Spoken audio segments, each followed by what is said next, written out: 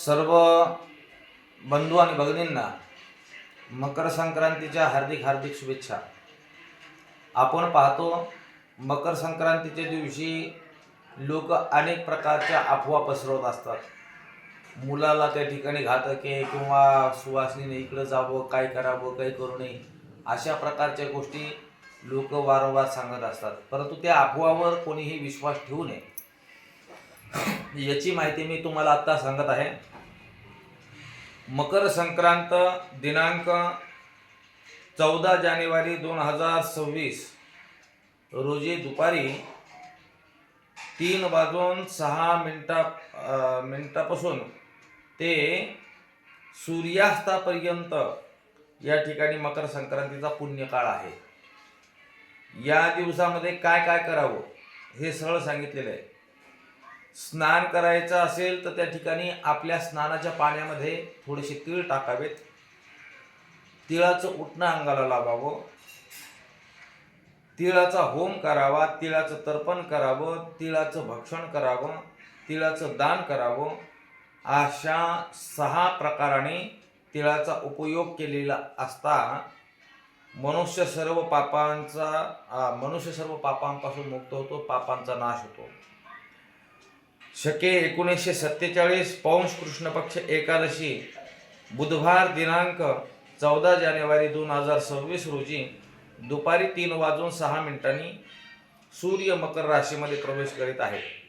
बालवकरणावर संक्रमण होत असल्याने उक्त असलेले वाहनादी प्रकार या प्रकारचे आहेत हे सांगतो. संक्रांतीचं वाहन वाघ असून उपवाहन घोडा आहे. तिनं पिवळे वस्त्र धारण केलेले आहेत. हातात गदा घेतलेली असून केशराचा टिळा लावलेला आहे. वयाने कुमारी असून भूषणार्थ तिनं मोती धारण केलेले आहेत. तिचं वार नाव व नक्षत्र नाव मंदाकिनी असून सामुदाय मुहूर्त 30 आहेत. पूर्वेकडून पश्चिमेकडे जात आहे आणि वायव्य दिशेला पाहत आहे. संक्रांतीच्या पर्व काळामध्ये दात घासणे, कठोर बोलणे, वृक्ष गवत तोडणे, गाई म्हशीची धार काढणे, काम विषय ही सेवन करू नये. लक्षात आलं. आता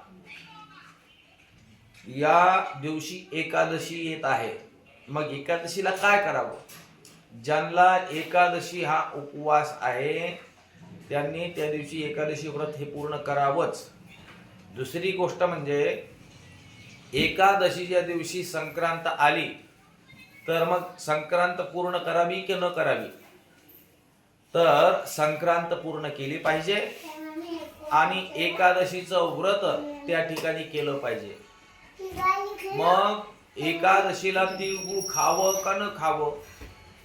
संक्रांतीच्या दिवशी तिळाला जास्त महत्व असल्याने तीळ जरी खाल्ले तर संक्रांत परिपूर्ण होते. या एकादशीला तीळ आणि गुळ खायला काहीही हरकत नाही. समस्त जनतेने याच्याकडे लक्ष करायचं आहे.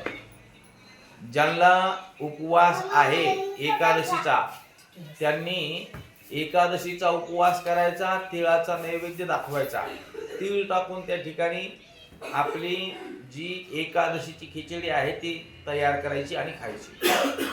आणि ज्यांना त्या ठिकाणी एकादशी नसते त्यांनी पूर्णावरणाचा नैवेद्य करायचा, तिळाची पोळी तयार करायची, ती देवाला नैवेद्य दाखवला तरी चालेल. त्याच्यामध्ये काहीही संशय नाही. ठीक आहे. रामकृष्ण हरी.